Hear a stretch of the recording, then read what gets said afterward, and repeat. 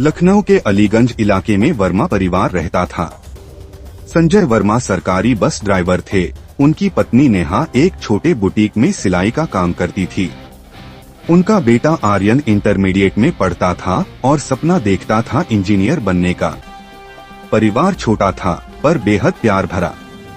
हर साल नवरात्रि में नेहा अलीगंज के प्रसिद्ध दुर्गा मंदिर में जाकर 9 दिनों का व्रत रखती थी।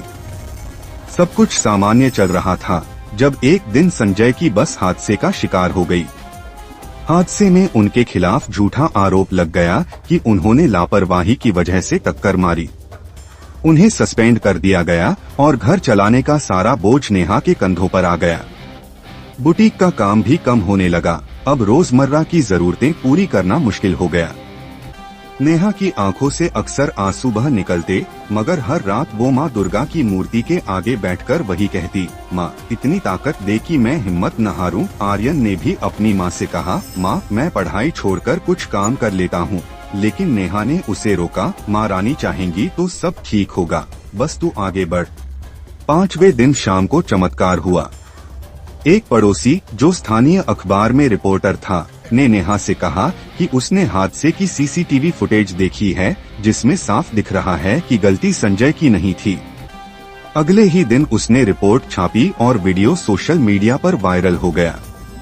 कुछ ही हफ्तों में जांच पूरी हुई और संजय को दोष मुक्त घोषित कर दिया गया।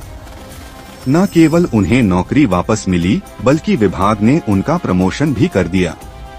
उस महीने जब वे पहली सैलरी लेकर लौटे तो नेहा ने मां दुर्गा के मंदिर में जाकर लड्डू का प्रसाद चढ़ाया। वहां आरती का स्वर गूंज रहा था और पास में कोई पुजारी कह रहा था, मां जब देती हैं तो उम्मीद से ज्यादा देती हैं। बाद में नेहा ने उसी बुटीक का विस्तार कर लिया और अब अपने इलाके की कई महिलाओं को रोजगार देती थी। आर्यन ने भी स्कॉलरशिप जीतकर लखनऊ विश्वविद्यालय में दाखिला लिया।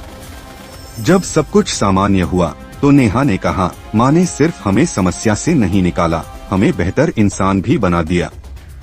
हर शुक्रवार शाम वह अपने घर के छोटे मंदिर में दिया जलाते हुए मुस्कुराती, दिए की लौ अब पहले से ज्यादा उजली लगती, मानो माँ दुर्गा कह रही हो, मैंने तेरे आंसू देखे थे, अब ये खुशियाँ तेरे हिस्से की हैं।